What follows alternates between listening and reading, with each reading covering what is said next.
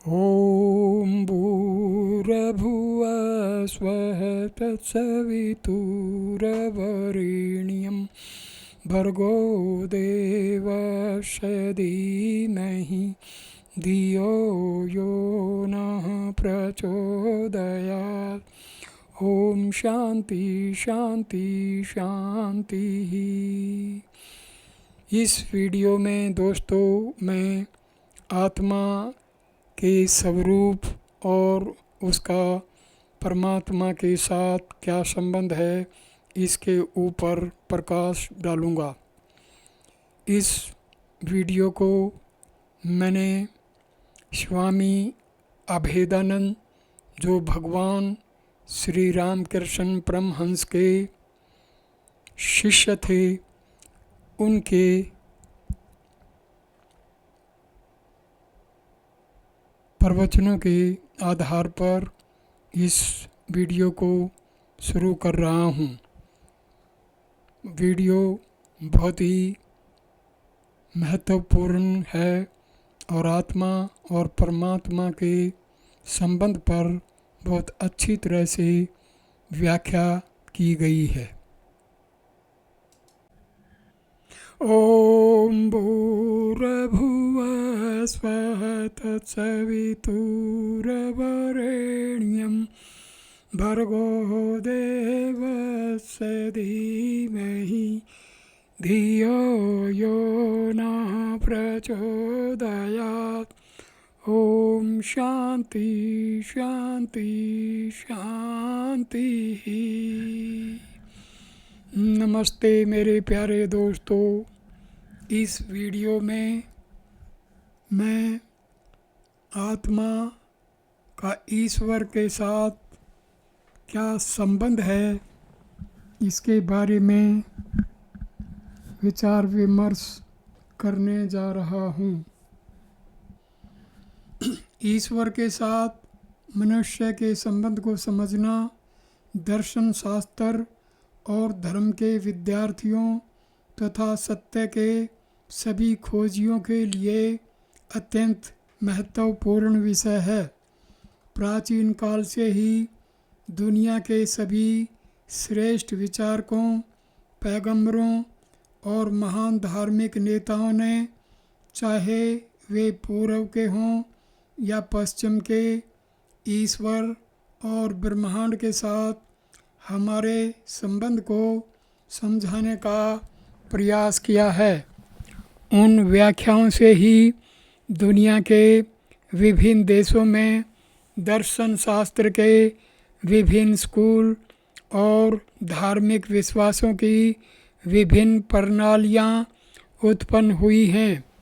हर दर्शन और हर धर्म, चाहे वह प्राचीन हो या आधुनिक, प्रत्येक व्यक्ति का ईश्वर से क्या संबंध है यह बताने के प्रयास में कुछ निष्कर्षों पर पहुंचा है।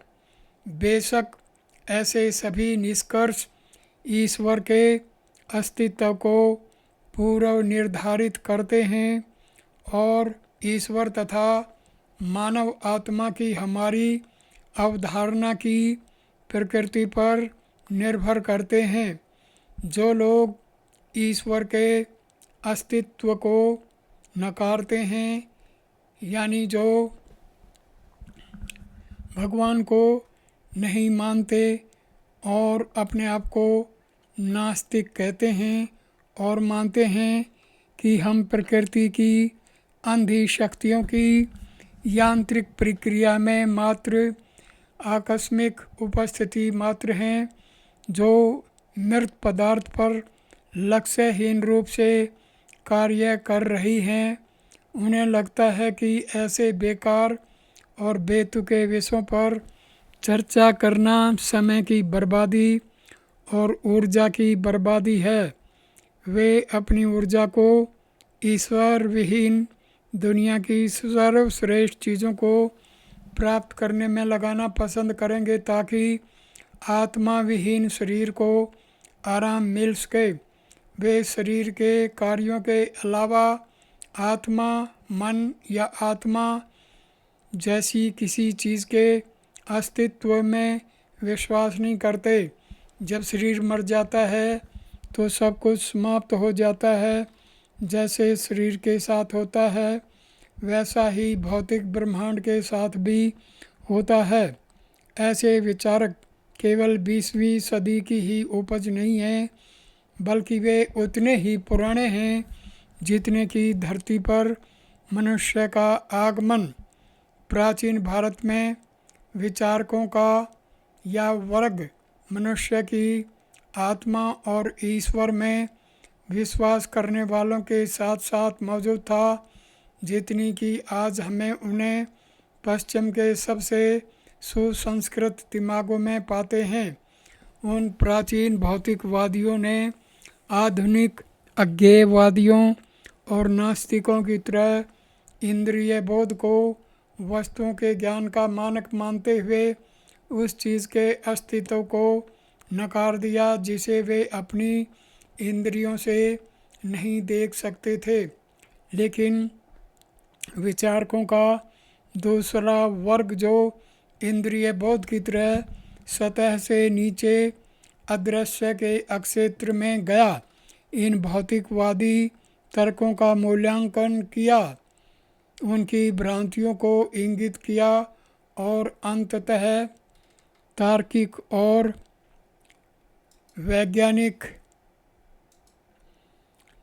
तर्क के माध्यम से मनुष्य की व्यक्तिगत आत्मा के साथ साथ ब्रह्मांड की आत्मा या ईश्वर के अस्तित्व को स्थापित किया और उनके पारस्परिक संबंध का वर्णन किया। इन विचारकों को 3 श्रेणियों में विभाजित किया जा सकता है। पहला द्वैतवादी, दूसरा योग्य अद्वैतवादी और तीसरा अद्वैतवादी या एकेश्वरवादी। पश्चिमी द्वैतवादी एक ब्रह्मांड से परे व्यक्तिगत ईश्वर में विश्वास करते हैं जो शून्य से ब्रह्मांड बनाता है, इसे आकार देता है, घटनाओं को नाम देता है और उसके बाद इसे नियंत्रित करता है। उनके अनुसार ईश्वर ब्रह्मांड का निर्माता और शासक दुनिया और सभी जीवित प्राणियों से हमेशा के लिए अलग है, जैसे कि कुम्हार उस बर्तन से अलग होता है जिसे वह बनाता है, या बढ़ई हमेशा उस मेज़ या कुर्सी से बाहर खड़ा रहता है जिसे वह बनाता है। द्वैतवादी एक ऐसे ईश्वर में विश्वास करते हैं जिनमें मानवीय गुण असीम रूप से बढ़े हुए हैं। वह सर्वज्ञ, दयालु, न्यायी और सर्वशक्तिमान है। कुछ द्वैतवादी ईश्वर को मानवीय रूप देने की हद तक चले जाते हैं, जैसा कि हम इब्रानियों और रूढ़िवादी ईसाइयों के बीच यहोवा की अवधारणा में पाते हैं। पुराने नियम में यहोवा को अदन के बगीचे में आदम के साथ चलते हुए वर्णित किया गया है। ऐसे कहा जाता है, और उन्होंने दिन के ठंडे समय बगीचे में टहलते हुए भगवान ईश्वर की आवाज़ सुनी, और आदम और उनकी पत्नी बगीचे के पेड़ों के बीच भगवान ईश्वर की उपस्थिति से छिप गए। मूसा और हारून, नादाब और अबीहू और इस्राएल के 70 बुजुर्गों ने उसे देखा। कुलीनों ने न केवल देखा बल्कि उन्होंने उसके साथ खाया और पिया भी। मूसा ने यहोवा की पीठ देखी। यहोवा ने अब्राहम के साथ ममरे में ओक के पेड़ों के नीचे खाया। नूह के बलिदान की मीठी खुशबू से परमेश्वर प्रसन्न हुआ। उसके पास मानवीय भूख थी, वह नूह के साथ चला। वही यहोवा जो मानवीय रूप मानवीय गुणों और मानवीय व्यक्तित्व वाला है। आज के रूढ़िवादी ईसाई एकेश्वरवादियों का आदर्श ईश्वर है। वे यहोवा को स्वर्ग में कहीं सिंहासन पर विराजमानते हैं, जिसकी आँखें क्रोध और प्रतिशोध से लाल हैं तथा जो एक छड़ी पकड़े हुए दुष्टों को अनंत अग्नि से दंड देने के लिए सदैव तत्पर है। बहुत से रूढ़िवादी शिष्य आज भी उसी ईश्वर का उपदेश देते हैं जैसा कि वह अतीत के दिनों में था। ऐसे व्यक्तिगत या बल्कि मानवीय गुणों वाले मानवीय ईश्वर के साथ मनुष्य का संबंध एक प्राणी का अपने रचयिता के साथ, एक प्रजा का अपने राजा के साथ या एक दास का अपने स्वामी के साथ संबंध जैसा है। जिस प्रकार राजा का कर्तव्य अपने राजा या शासक या राज्यपाल की आज्ञाओं का पालन करना है, उसी प्रकार प्रत्येक मनुष्य का कर्तव्य ब्रह्मांड के राज्यपाल की आज्ञाओं का पालन करना है, अन्यथा उसे दंडित किया जाएगा। ब्रह्मांड के अतिरिक्त ब्रह्मांडीय व्यक्तिगत शासक के साथ मनुष्य का ऐसा ही संबंध संसार के अधिकांश द्वैतवादी या एकेश्वरवादी धर्मों में पाया जाता है। यूरोप और एशिया के सभी धर्म जो द्वैतवादी या एकेश्वरवादी हैं, सिखाते हैं कि ईश्वर के साथ हमारा संबंध एक प्राणी का अपने निर्माता के साथ या शासित का शासक के साथ जैसा है। यद्यपि उत्पत्ति में मनुष्य को ईश्वर की छवि में बताया गया है, फिर भी यह आमतौर पर समझा जाता है कि उसका अपने रचयिता से किसी प्राणी से अधिक कोई संबंध नहीं हो सकता। इसका सीधा सा अर्थ है कि पहला मनुष्य जो ईश्वर की छवि है, शैतान द्वारा प्रलोभित होने से पहले उसमें कुछ दिव्य गुण थे। यद्यपि ईसाई मानते हैं कि ईसा मसीह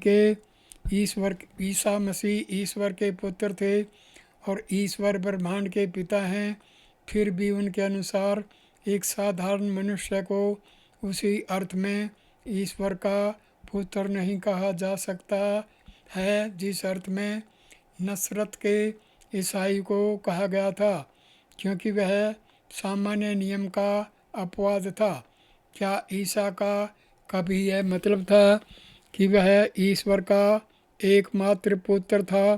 किसी अन्य नस्वर से अलग यह एक समस्या है जिसका समाधान अभी होना बाकी है। यदि प्रत्येक व्यक्ति ईश्वर की सच्ची छवि या पुत्र है तो प्रश्न उठता है कि वह अपने ही पुत्र को अनंत अग्नि से इतनी निर्दयता से क्यों दंडित करे, जैसा कि राजा के पुत्र के विवाह के दृष्टांत में वर्णित है। तब राजा ने सेवकों से कहा, इसके हाथ पैर बांधो और इसे ले जाकर बाहरी अंधकार में डाल दो।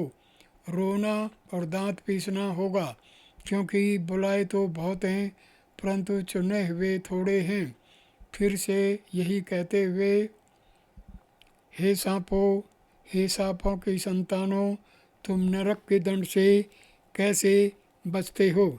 इसी प्रकार लोकप्रिय ईसाई धर्म के अनुसार, जैसा कि रूढ़िवादी चर्चों में समझा और प्रचारित किया जाता है, मनुष्य का ईश्वर से संबंध उसकी छवि जैसा नहीं है, नहीं एक बेटे का अपने प्यारे पिता के साथ, बल्कि एक अधीन व्यक्ति का अपने निरंकुश सम्राट के साथ संबंध जैसा है। मसीही ईश्वर का एकमात्र पुत्र है।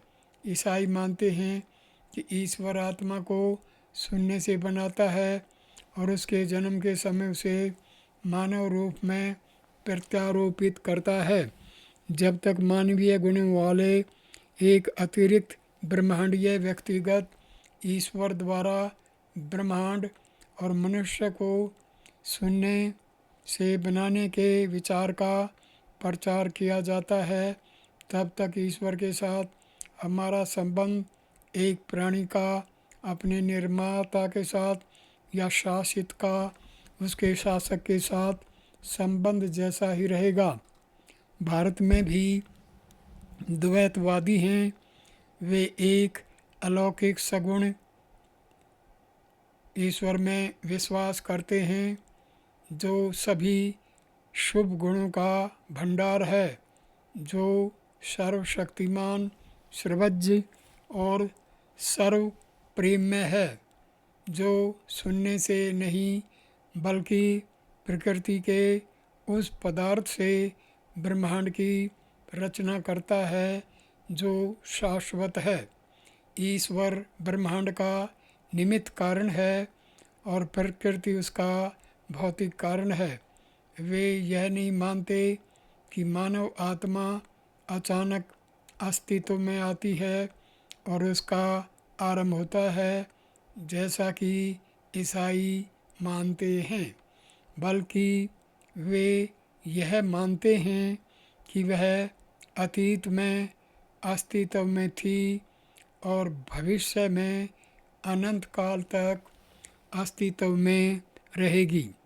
वे कहते हैं कि जैसे प्रकृति शाश्वत है, वैसे ही व्यक्तिगत आत्माएं भी शाश्वत हैं। प्रत्येक आत्मा कुछ समय तक प्रकृति में संभावित रूप से रहने के बाद सृष्टि या विकास के एक नए चक्कर की शुरुआत में कारण अवस्था से बाहर आती है और अपनी इच्छाओं, प्रवृत्तियों के अनुसार विकास के विभिन्न सत्रों से गुजरते हुए एक के बाद एक स्थूल रूपों में प्रकट होती है, जब तक कि वह पूर्णता तक नहीं पहुंच जाती। नए नियम को पढ़ने के बाद न तो मानव आत्मा की प्रकृति के विषय में कोई निश्चित धारणा प्राप्त हो सकती है, न ही उसके भाग्य के विषय में, परंतु भारत की द्वैतवादी प्रणाली से पता चलता है कि मानव आत्मा प्रकृति का एक अत्यंत सूक्ष्म कण है, जिसमें बुद्धि का दिव्य प्रकाश तथा दिव्य शक्ति अत्यंत सूक्ष्म मात्रा में विद्यमान है, जिसका कर्तव्य प्रार्थना, सत्कर्म, सद्विचार तथा प्रेम के माध्यम से ईश्वर की सेवा करना है। ईश्वर सभी से प्रेम करता है तथा बदले में उससे प्रेम किया जा सकता है।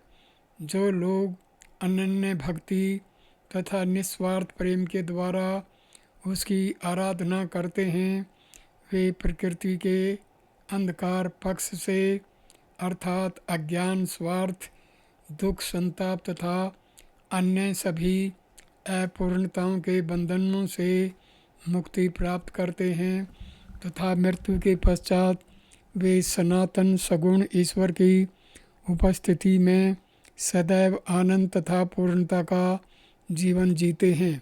भारत के अद्वैतवादियों के अनुसार यही मोक्ष है। मोक्ष से उनका तात्पर्य स्वर्ग जाने से नहीं, बल्कि इसके विपरीत उनका मानना है कि स्वर्ग एक अक्षेत्र है जहाँ व्यक्ति अपने अच्छे कर्मों का फल भोगने के लिए आता है और दिव्य भोग की ऐसी अवधि के अंत में व्यक्ति पुनः पृथ्वी पर आता है और पुनः जन्म लेता है। प्रत्येक आत्मा को देर सवेर यह मोक्ष अवश्य प्राप्त होता है। जो लोग बुरे कर्म करते हैं वे अपने कर्मों और विचारों का फल भोगते हैं, किसी अनंत अग्नि और दंड के स्थान पर जाकर नहीं, बल्कि बार बार जन्म लेकर तब तक भोगते हैं जब तक वे आध्यात्मिकता, भक्ति और धर्म की स्थिति तक नहीं पहुंच जाते। भारत के एकेश्वरवादी यह नहीं मानते कि ईश्वर किसी को दंड देता है, क्योंकि वह ईश्वरीय प्रेम का अवतार है। न ही वे अनंत दुख में विश्वास करते हैं, न ही किसी शैतान या बुराई के निर्माता में, लेकिन वे दुष्टों के अस्थायी दुख में विश्वास करते हैं, जो उनके अपने बुरे कर्मों का परिणाम है। वे ईश्वर को दोष नहीं देते या उस पर पक्षपात का आरोप नहीं लगाते। वे शैतान को दोष नहीं देते, बल्कि वे स्वयं ही जिम्मेदारी का पूरा भार अपने कंधों पर लेते हैं। ये द्वैतवादी मानते हैं कि जहाँ कहीं भी जीवन है, वहाँ बुद्धि का दिव्य प्रकाश प्रकट होता है, चाहे वह कितना ही छोटा क्यों न हो। बुद्धि की अभिव्यक्ति कितनी ही अपूर्ण क्यों न हो। सूक्ष्मतम कीट से लेकर सर्वोच्च देवताओं, देवों या देवदूतों या उज्ज्वल आत्माओं तक प्रत्येक व्यक्तिगत जीवन उस दिव्य सूर्य की एक किरण से भरा हुआ है। वे कभी कभी ईश्वर की तुलना एक विशाल चुंबक सुई को अपनी ओर आकर्षित करता है। वे कभी कभी ईश्वर की तुलना एक विशाल चुंबक से और व्यक्तिगत आत्मा की तुलना एक सुई की नोक से करते हैं और कहते हैं कि जैसे चुंबक सुई को अपनी ओर आकर्षित करता है, वैसे ही महान ईश्वर प्रेम के माध्यम से व्यक्तिगत आत्माओं को अपनी ओर आकर्षित करता है और उन्हें अपनी दिव्य कृपा और शक्ति से चुंबकित करता है।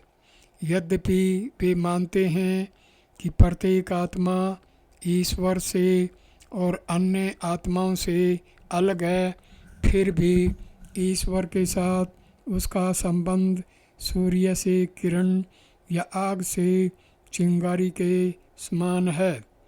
मानवात्मा की उनकी धारणा गुणों और चरित्र, मन, बुद्धि, इंद्रिय शक्तियों और ईथर पदार्थ के सूक्ष्म कणों के साथ है, जो स्थूल भौतिक रूपों को आधार प्रदान करते हैं। संक्षेप में यह व्यक्तिगत अहंकार के समान है, जैसा कि हम इसे कहते हैं, या आध्यात्मिक शरीर, जैसा कि इस नए नियम में कहा गया है। इन द्वैतवादियों के अनुसार ईश्वर की पूजा मनुष्य द्वारा विभिन्न संबंधों के माध्यम से की जा सकती है, जैसे कि उसे स्वामी या पिता या माता या भाई या मित्र या पुत्र या पति कहकर। ये संबंध उपासक की प्रकृति और विशेषताओं पर निर्भर करते हैं। कुछ लोग खुद को भगवान का सेवक मानते हैं, तो कुछ लोग खुद को दोस्त, भाई या बेटा मानते हैं।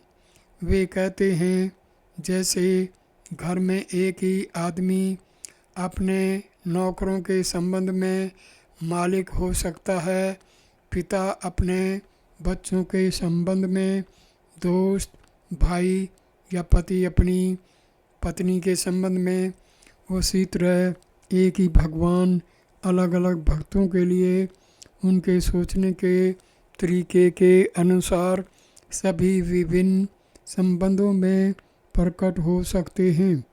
भारत के द्वैतवादी विचारकों के अनुसार व्यक्तिगत आत्मा और भगवान के साथ उसके संबंध की अवधारणा ऐसी ही है। ईश्वर की द्वैतवादी अवधारणा के बाद योग्य अद्वैतवादियों की अवधारणा आती है। ये विचारक द्वैतवादियों से कुछ अधिक गहराई में जाते हैं। द्वैतवादी दृष्टिकोण से शुरू करके वे सत्य की प्राप्ति और ईश्वर के साथ मनुष्य के संबंध की ओर एक कदम आगे बढ़ाते हैं। उनके अनुसार ईश्वर अब ब्रह्मांड से परे नहीं हैं, ब्रह्मांड से बाहर और अलग नहीं हैं, बल्कि वह अंतर ब्रह्मांडीय है। वह अब बाहर से शासक नहीं है, बल्कि अंतर्यामी है। वह प्रकृति में व्याप्त और निवास करने वाला है। वह ब्रह्मांड के हर कण में व्याप्त है। भौतिक ब्रह्मांड उसका स्थूल भौतिक शरीर है। उसकी अनंत आँखें, अनंत कान और अन्य इंद्रियों के अनंत अंग हैं। वह ब्रह्मांड के सभी जीवित प्राणियों की आँखों से देखता है।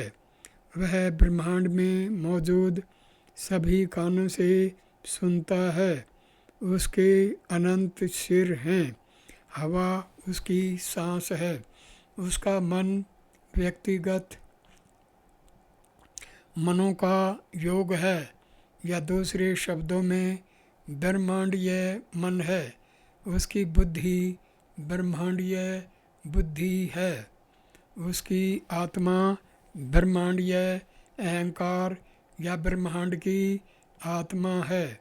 वह अब ब्रह्मांड का निर्माता नहीं है, या वह नहीं है जो कुम्हार या बढ़ई की तरह प्रकृति की सामग्री को आकार देता है और बाहर से घटनाओं को नाम और रूप देता है।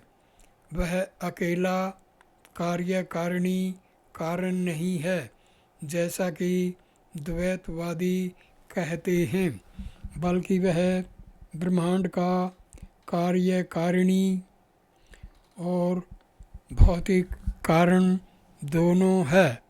वह बनाता है, यानी वह प्रकृति या अपने शरीर में मौजूद दिव्य ऊर्जा से भौतिक अंतरिक्ष में प्रक्षेपित करता है।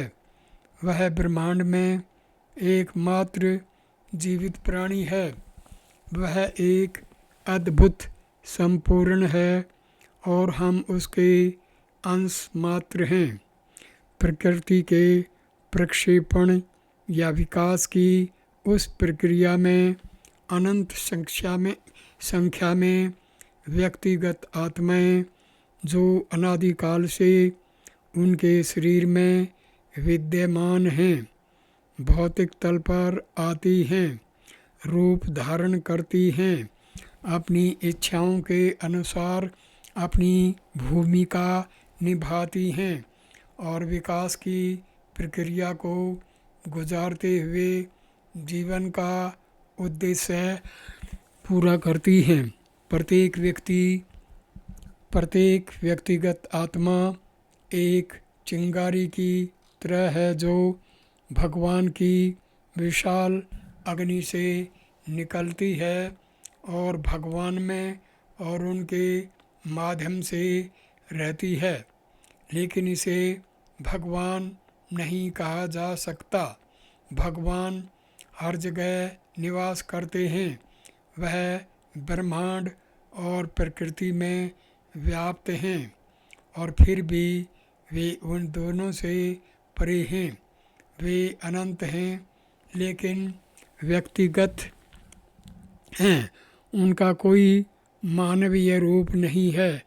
योग्य अद्वैतवादी कहते हैं कि भगवान को किसी भी रूप में सीमित नहीं किया जा सकता, क्योंकि हर रूप समय के साथ स्थान में एक सीमा है, जबकि भगवान स्थान या समय से असीमित हैं। वह स्थान और समय से परे है, फिर भी वह अपने उपासकों की इच्छाओं को संतुष्ट करने के लिए विभिन्न रूपों में प्रकट हो सकते हैं। हमारा शरीर भगवान के शरीर का एक हिस्सा है। हमारा मन दिव्य या सार्वभौमिक मन का एक हिस्सा है। हमारी इच्छा सार्वभौमिक या ब्रह्मांडीय इच्छा का एक हिस्सा है।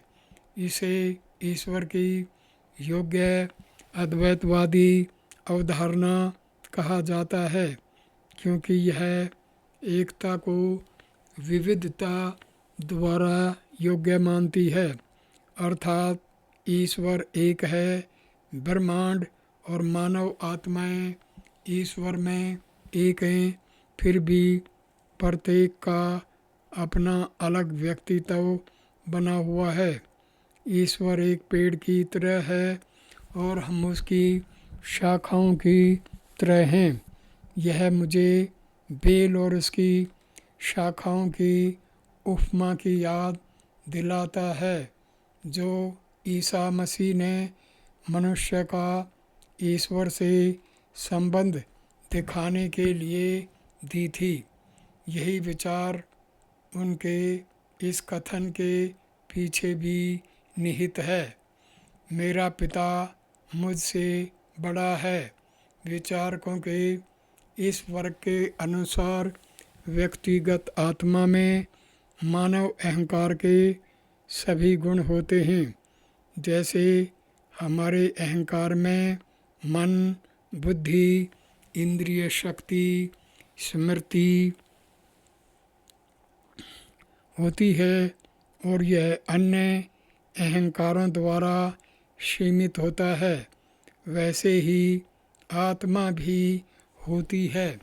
शरीर की मृत्यु के बाद आत्मा अपने गुणों को अपने भीतर समेट लेती है और जन्म के समय यह उन अव्यक्त शक्तियों का विस्तार करती है।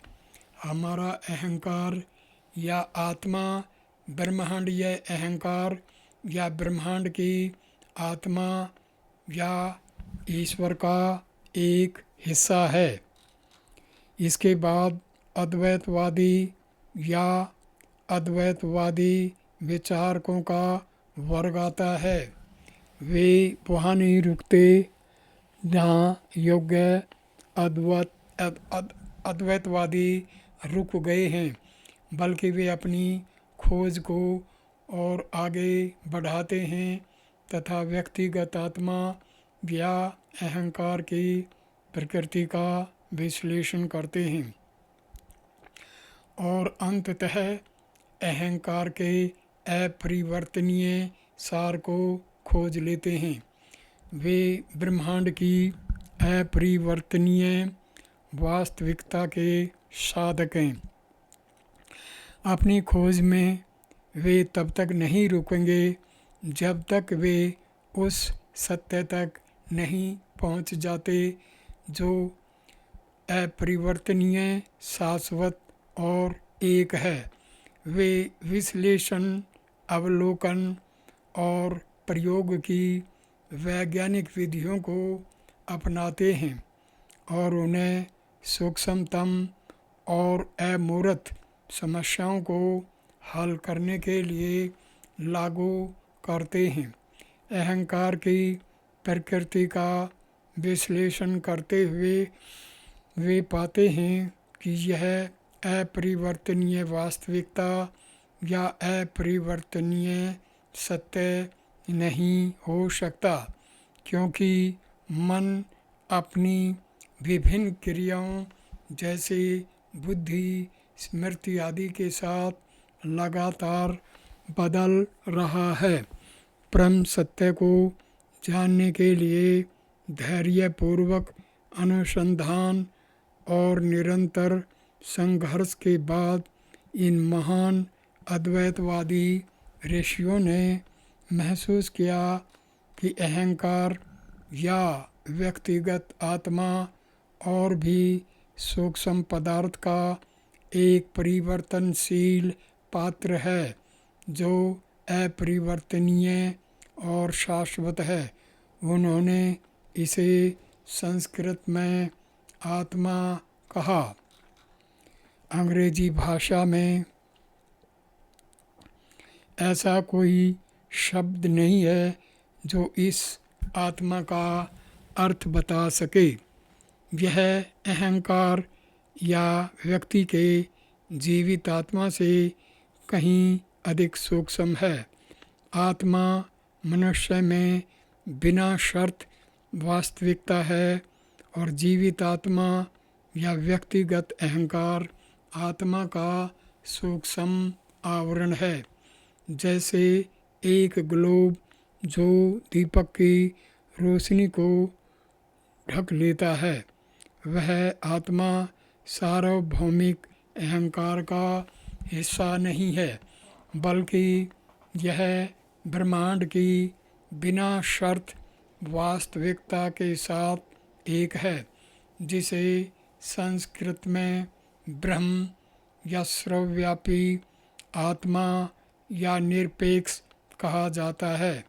कभी कभी इसे परमात्मा कहा जाता है, जिसका अनुवाद राल्फ वाल्डो इमर्सन ने ओवरसोल के रूप में किया था। यह ब्रह्मांडीय अहंकार या भगवान से अधिक सूक्ष्म है। यह लिंगहीन है, न तो पुल्लिंग है और न ही स्त्रीलिंग।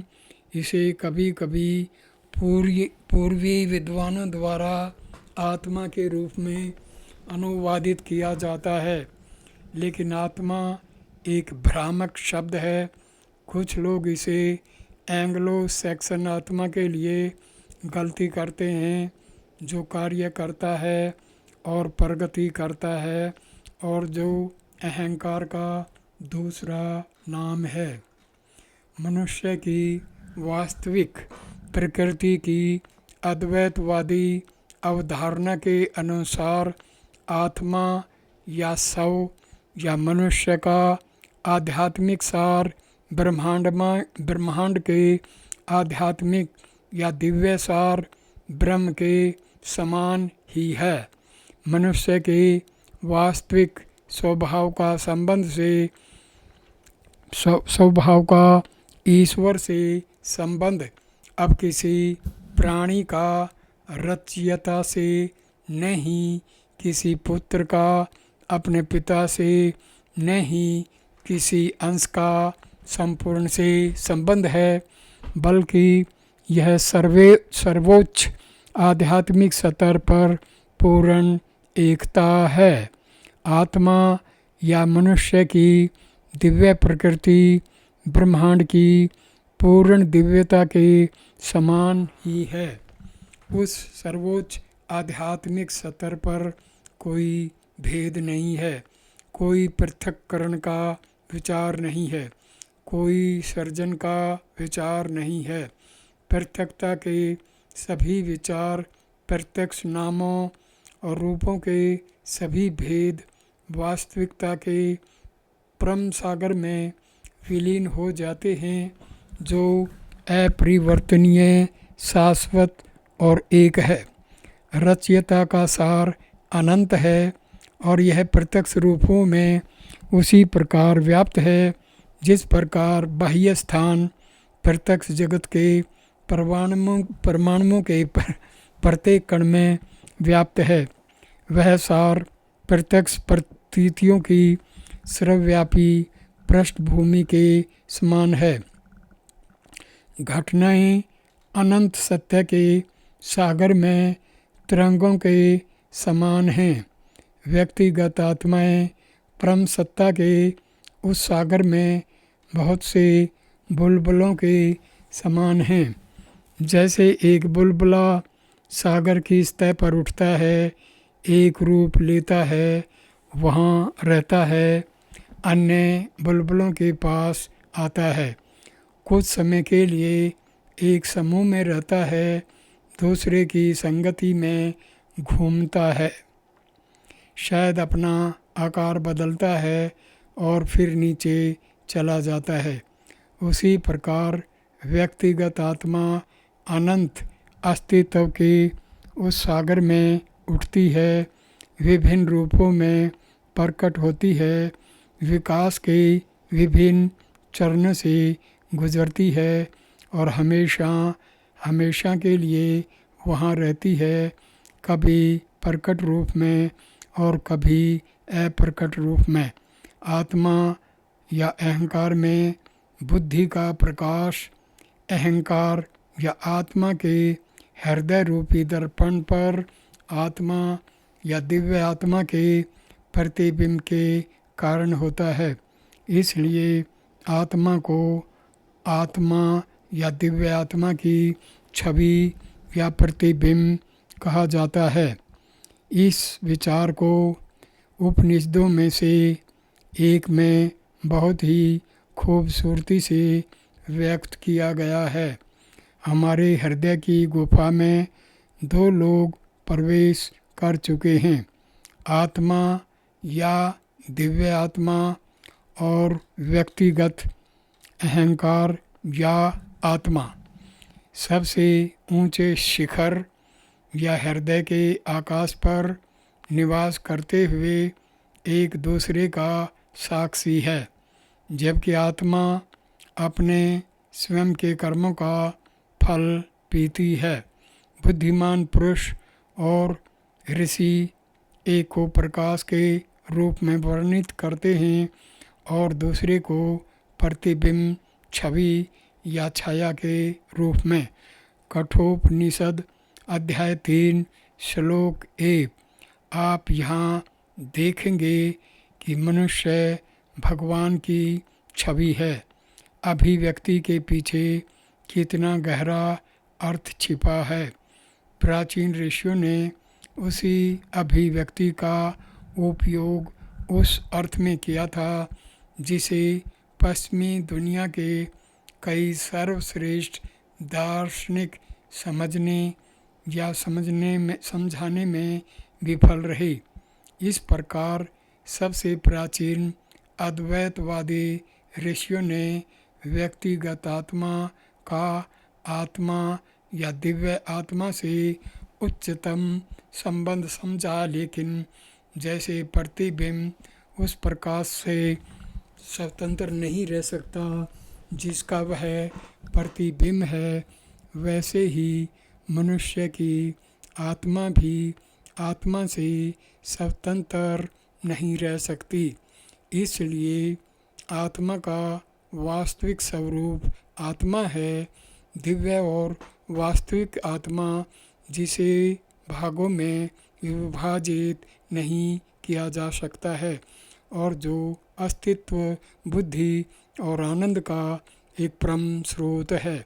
आत्मा और ईश्वर के संबंध की यही एकात्मक या अद्वैतवादी व्याख्या है।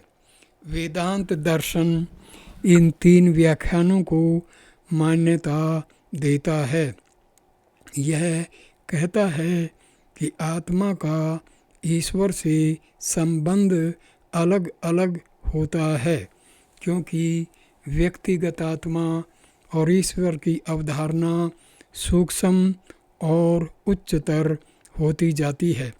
शरीर के स्थूल रूप से शुरू करते जब सत्य का सच्चा और ईमानदार साधक परम की ओर आगे बढ़ता है तो वह सभी मध्यवर्ती चरणों से गुजरता है, जब तक कि वह दिव्य संवाद की उस स्थिति तक नहीं पहुंच जाता जहां उसे आत्मा की एकता या ब्रह्मांडीय दिव्य सार या ब्रह्मांड की पूर्ण वास्तविकता के साथ मनुष्य की वास्तविक प्रकृति का एहसास होता है। तब वह घोषणा करता है, मैं ब्रह्म हूँ, मैं वह हूँ, मैं सूर्य में हूँ, चंद्रमा में हूँ, सितारों में हूँ, सितारों में हूँ, मैं सर्वव्यापी वास्तविकता के साथ एक हूँ, मैं वह हूँ, मैं सूर्य में हूँ, चंद्रमा में हूँ, सितारों में हूँ, मैं सर्वव्यापी वास्तविकता के साथ एक हूँ। या जैसा कि ईसा मसीह ने कहा, मैं और मेरा पिता एक हैं, वह मैं शब्द का प्रयोग अहंकार या मानव व्यक्तित्व के सामान्य अर्थ में नहीं करता है, बल्कि आत्मा या दिव्य सार के अर्थ में करता है। यीशु द्वैतवादी थे। जब उन्होंने स्वर्ग में अपने पिता से प्रार्थना की, और वे अद्वैतवादी थे जब उन्होंने कहा, मैं और मेरे पिता एक हैं। स्वर्ग का राज्य तुम्हारे भीतर है। एक वेदांत दार्शनिक या ऋषि आत्मा के उच्चतम आध्यात्मिक स्तर पर पूर्ण एकता का एहसास करने के बाद, जब वह सापेक्षता और घटनाओं के स्तर पर लौटता है, तो कहता है, हे प्रभु, जब मैं अपने शरीर के बारे में सोचता हूँ तो मैं आपका सेवक हूँ और आप मेरे स्वामी हैं। जब मैं अपनी आत्मा को देखता हूँ तो मैं आपका अंश हूँ और आप एक अद्भुत संपूर्ण हैं। लेकिन जब मैं अपने सच्चे स्वरूप को महसूस करता हूँ तो मैं दिव्य हूँ और आप परमात्मा के साथ एक हूँ। आपके साथ मेरे संबंध की मेरी धारणा ऐसी ही है। अब मैं इस वीडियो को यहीं पर विराम देता हूँ। वीडियो देखने के लिए धन्यवाद मेरे दोस्तों। नमस्ते, नमस्कार।